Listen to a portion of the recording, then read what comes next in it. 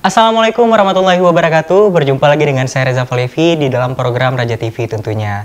Dan seperti biasa, Raja TV selalu mengundang sosok-sosok inspiratif yang bisa berbagi cerita dan pengalaman mereka di sini untuk teman-teman semua. Dan kali ini kita bakal bahas salah satu permasalahan yang marak di kalangan masyarakat, khususnya di remaja, yaitu mengenai bullying. Dan kali ini sudah ada di samping kita salah satu mahasiswi yang berkuliah di salah satu universitas di Banda Aceh dengan jurusan ilmu psikologi.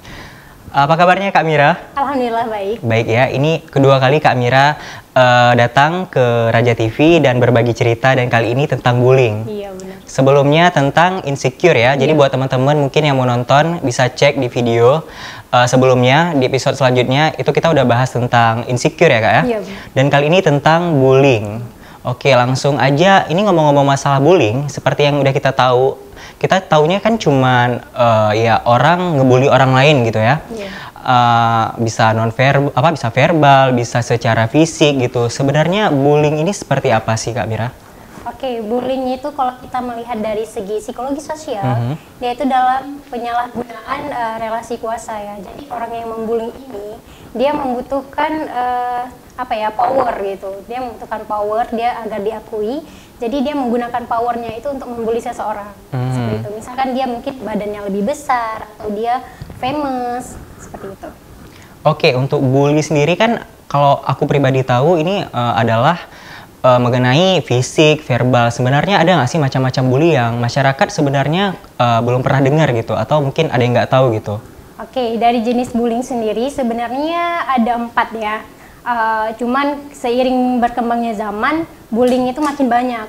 Nah, jadi yang pertama itu tadi yang seperti Reza katakan, ada bullying secara verbal, ada bullying secara non-verbal, dan sekarang itu lagi boomingnya bullying cyberbullying. Nah, itu dalam sosial media. Kemudian ada bullying relasional, itu bullying sesama teman.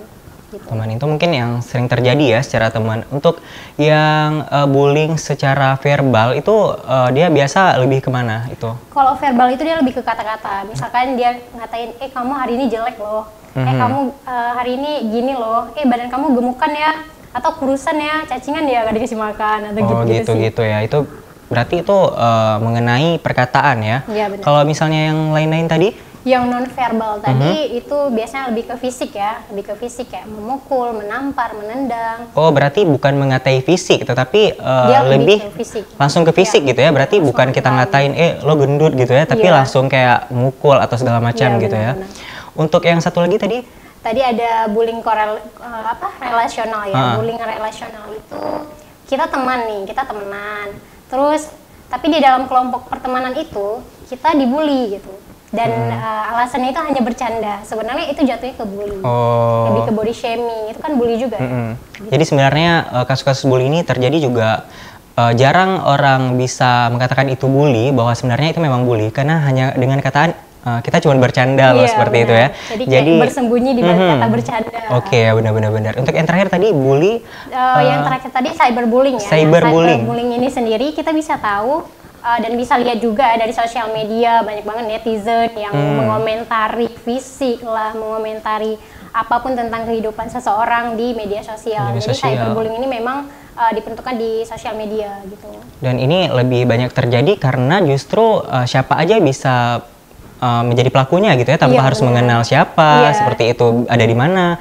Ya kita lihat mungkin foto atau segala macam dari sosial media aja itu bisa menjadi bahan gitu ya. Iya, bisa jadi bahan buat dibullying ya. Oke. Ngomong-ngomong masalah bully, ini kan biasa terjadi pada remaja ya, tidak menutup kemungkinan terjadi pada orang-orang dewasa juga.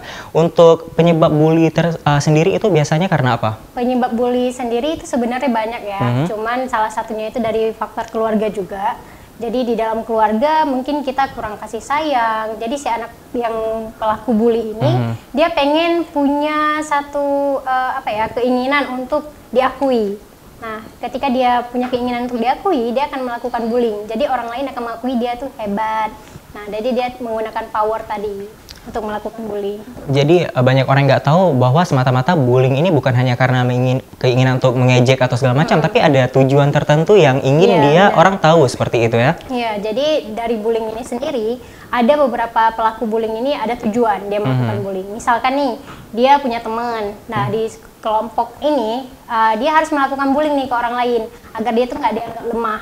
Jadi ketika kamu bisa melakukan bullying kepada orang lain, kamu bisa masuk kelompok aku nih. Nah, jadi dia ada kelompok pembullyingnya gitu. Oke. Untuk akibat sendiri, apa sih akibat yang bisa terjadi jika mungkin salah satu korban bully gitu? Itu biasa harus apa yang terjadi gitu? Oke, kalau misalnya untuk korban bullyingnya sendiri, itu dia akan merasakan insecure, dia akan menarik diri dari lingkungan, dan akan berdampak juga pada misalkan dia seorang siswa mungkin pada nilai akademiknya akan menurun karena dia takut kan untuk ke sekolah karena dia akan bertemu dengan orang-orang yang membuli dia. Nah, kalau misalkan untuk pelaku sendiri, pelaku bullying itu juga memiliki dampak positif sama negatif. Dampak positif mungkin bagi diri dia sendiri itu ya dia mempunyai teman seperti tadi, dia bisa masuk ke satu kelompok kayak gitu kan. Nah, sedangkan dampak negatifnya ya mungkin dia akan dipanggil oleh guru, kemudian akan dinilai sebagai seseorang yang kejam, yang menakutkan seperti itu. Oke, berarti bukan hanya korban, tapi juga pelaku ini justru merugikan diri sendiri seperti itu ya? Iya, benar. Untuk cara mencegah bully pada pelaku, gimana itu caranya? Nah, kalau misalkan untuk cara mencegah bully pada pelaku, kita mungkin bisa melakukan intervensi dari keluarga ya. Karena kan kita harus mengetahui dulu nih, apa sih latar belakang si anak tersebut melakukan bully. Seperti yang tadi Reza tanyakan penyebab faktornya kan. Faktornya kan ada dari salah satunya keluarga, kurang perhatian, sehingga si anak mencari perhatian, mencari jati diri. Nah, dari situ kita bisa melakukan intervensi keluarga, melihat atau membimbing keluarganya itu seperti apa sih harus diberikan pendidikan kepada anaknya, pemahaman kepada anaknya, seperti itu. Oke, berarti juga serius juga ya berarti ya masalah bully ini itu berbahaya, dan menurut saya ini bukan hanya korban yang menjadi korban, tapi justru kedua-duanya ini harus kita selamatkan gitu ya, baik pelaku maupun korban. Dan untuk korban sendiri ini gimana sih cara kita membuat dia menjadi tidak terpuruk lagi seperti itu? Oke, jadi untuk korban bully, mereka harus tahu bahwasannya apa yang orang atau pelaku bullying katakan tentang diri mereka itu tidak benar gitu. Jadi coba tingkatkan self esteem. Self esteem itu penghargaan diri.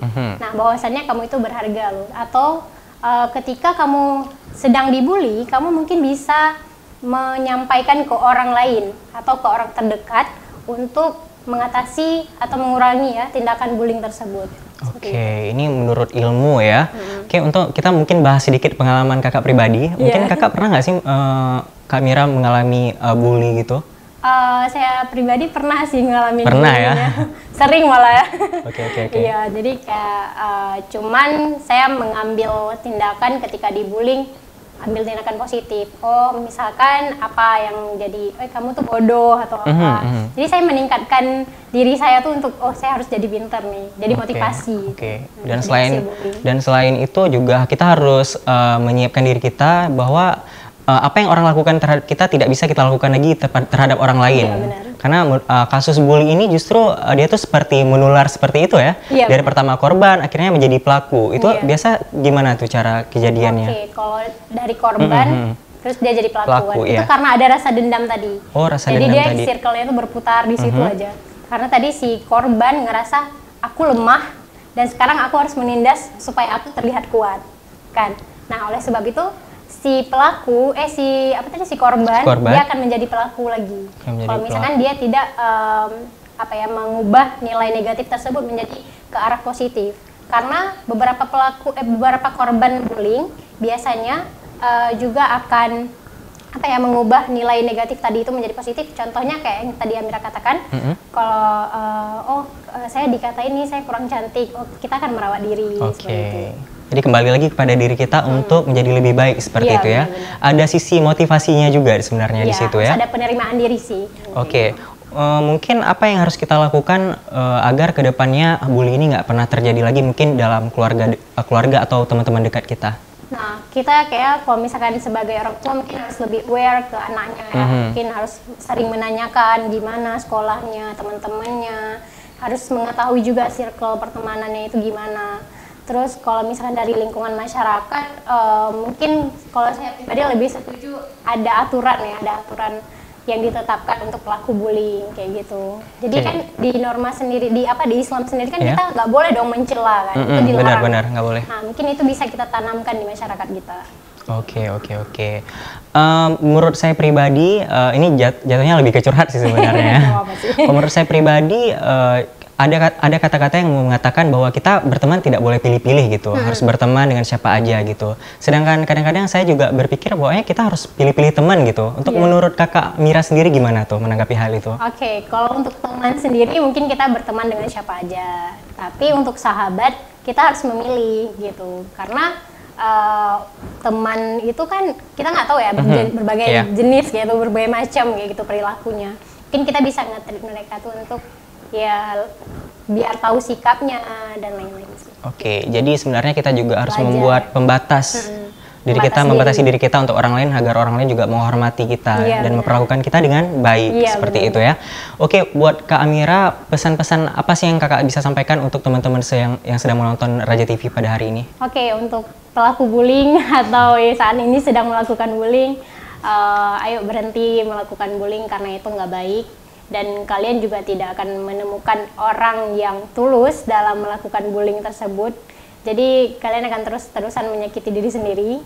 Dan untuk korban bullying, terima diri sendiri, coba lebih berpikir positif bahwa apa yang mereka katakan, apa yang mereka lakukan, itu tidak seperti yang kamu rasakan, seperti itu. Luar biasa sekali ya pesan-pesan dari Kak Amira ini, semoga bisa kalian dengarkan. Dan kalian juga buat yang mungkin korban bullying atau pelaku bullying gitu ya, bisa introspeksi diri dan juga jangan melakukan hal-hal yang bisa merugikan orang lain lagi. Oke Kak Amira, nggak terasa nih udah waktu kita udah berakhir di sini. Thank you banget buat Kak Mira udah sempatin datang di sini. Makasih ya Kak Mira ya. Sama-sama. Nah teman-teman semua, buat kamu yang ingin berbagi cerita, mungkin kalian bisa aja langsung komen di bawah. Thank you juga buat Kak Mira ya. Dan saya Reza Falevi dengan ini mengakhiri pertemuan kita pada hari ini. Dan buat teman-teman semua jangan lupa untuk klik subscribe, komen, dan like sebanyak-banyaknya. Dan juga share ke teman-teman kalian supaya informasi bermanfaat ini bisa juga tersampaikan kepada teman-teman kalian. Dengan begitu saya Reza Falevi dan juga kru yang bertugas hari ini undur diri. Assalamualaikum warahmatullahi wabarakatuh.